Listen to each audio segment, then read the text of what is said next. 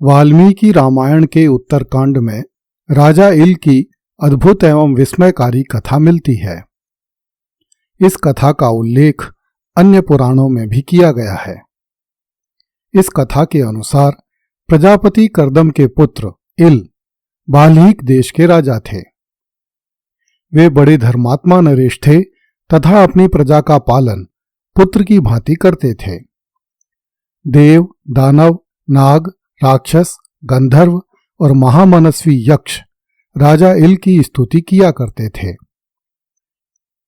एक बार राजा इल अपनी सेना को लेकर एक सुंदर वन में शिकार खेलने के लिए गए।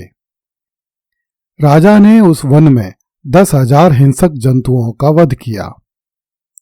तत्पश्चात वे उस प्रदेश में गए जहां महासेन स्वामी कार्तिकेय का जन्म हुआ था। उस वन में भगवान शिव अपने सेवकों के साथ रहकर गिरिराज कुमारी उमा का मनोरंजन करते थे। जिस समय राजा इल उस वन में पहुंचा, उस समय भगवान शिव स्त्री रूप धरकर उमा के साथ विचरण कर रहे थे। उन्होंने उमा का मनोरंजन करने के लिए उस वन में समस्त पुरुषवाचक संज्ञाओं को स्त्रीवाचक संज्ञाओं में बदल दिया था। इसलिए राजा इल एवं उनकी सेना के समस्त सिपाही भी अपने आप स्त्री बन गए। राजा इल तथा उनके सैनिकों ने देखा कि वन में विचरण कर रहे समस्त पशु, पक्षी, सर्प एवं मनुष्य स्त्री रूप में परिवर्तित हो गए हैं। राजा ने स्वयं को तथा अपने सैनिकों को स्त्री रूप में देखकर अत्यंत दुख का अनुभव किया।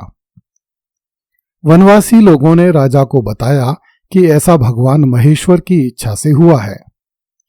यह जानकर राजा इल भगवान महेश्वर को ढूंढते हुए उनकी शरण में पहुंचे। राजा ने एक स्थान पर महेश्वर को पार्वती के साथ विराजमान देखा। उन्होंने राजा को देखते ही हंसकर कहा, हे राजन, पुरुषत्व के अतिरिक्त और जो चाहो मांग लो। भगवान की यह बात सुनकर राजा बड़े दुखी हुए, किंतु उन्होंने भगवान शिव से कुछ नहीं मांगा और वे माता पार्वती की शरण में गए। राजा ने कहा, हे माता, आपके दर्शन कभी निष्फल नहीं होते। आप समस्त लोगों को वर देने वाली हैं, अतः आप अपनी सौम्य दृष्टि से मुझ पर अनुग्रह कीजिए। माता पार्वती ने महान शोक से ग्रस्त राजा इल को करुणा भरी दृष्टि से देखकर कहा, हे राजन, आप पुरुषत्व प्राप्ति का जो वर चाहते हैं उसके आधे भाग के दाता तो महादेव हैं और आधा वर मैं दे सकती हूं। अतः आप अपने जीवन के शेष बचे हुए भाग में से आधा भाग स्त्री के रूप में तथा आधा भाग पुरुष के रूप में प्राप्त कर सकते हैं। आप सोचकर बताएं कि आप आधा जीवन पुरुष के रूप में किस प्रकार प्राप्त करना चाहेंगे। इस पर राजा ने कहा, हे माता, मुझे 1 माह के लिए अत्यंत वीरव्रती पुरुष के रूप में और 1 माह के लिए अत्यंत रूपवती स्त्री के रूप में जीवन प्रदान करें। माता पार्वती ने राजा को उनकी इच्छा पूरी होने का वरदान दे दिया, किंतु साथ ही यह भी कहा कि जब आप पुरुष रूप में रहेंगे तो आपको अपने स्त्री जीवन की कोई बात स्मरण नहीं रहेगी। इसी प्रकार जब आप स्त्री रूप में रहेंगे तो आपको अपने पुरुष जीवन की कोई बात स्मरण नहीं रहेगी। इस वर को पाकर राजा बड़े प्रसन्न हुए तथा भगवान शिव एवं पार्वती को प्रणाम करके वहां से चल दिए। राजा इल को अब 1 मास तक स्त्री के रूप में ही रहना था, इसलिए उन्होंने वह अवधि वन में ही व्यतीत करने का निश्चय किया तथा वे अपने स्त्री रूपी सैनिकों के साथ वन में विहार करने लगे। उन्होंने अपना नाम इला रख लिया। एक दिन जब इला पर्वतमालाओं के मध्य में स्थित एक वन में विहार कर रही थी, तब उसने एक सुंदर सरोवर देखा। उस सरोवर में चंद्रमा का पुत्र राजा बुध मुनि के रूप में तपस्या कर रहा था। तपस्या के कारण बुध की देह अत्यंत कांतिमय होकर प्रकाशित हो रही थी। इस कारण इला मुनि बुद्ध की तरफ सम्मोहित हुई और उसके निकट चली गई।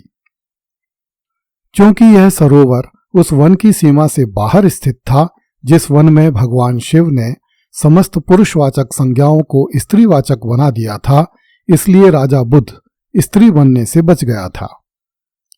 वह तपस्या में इतना लीन था कि उसे कुछ ज्ञात ही नहीं था कि उसके आसपास क्या हो रहा है। इला ने अपनी सखियों सहित उस सरोवर में उतरकर उस सरोवर का जल क्षुब्ध कर दिया। इससे मुनि बुद्ध का ध्यान भंग हुआ और उसने अत्यंत रूपवती स्त्री इला को देखा। इला को देखते ही मुनि बुद्ध को तन मन की सुध नहीं रही और वह इला में आसक्त हो गया। वह सोचने लगा कि अप्सराओं से भी सुंदर यह स्त्री कौन है। न देव वनिताओं में, न नाग वधुओं में, न असुर नारियों में और न अप्सराओं में ही मैंने इससे पहले कभी कोई ऐसे मनोहर रूप से सुशोभित होने वाली स्त्री देखी है। यदि यह किसी और को न ब्याही गई हो तो यह मेरी पत्नी बनने के योग्य है। ऐसा विचार करके राजा बुद्ध जल से बाहर आ गया और सरोवर के तट पर बने आश्रम में चला गया। उसने उन समस्त स्त्रियों को अपने आश्रम में बुलाकर पूछा कि यह त्रिलोक सुंदरी नारी किसकी पत्नी है और किस लिए यहां आई है।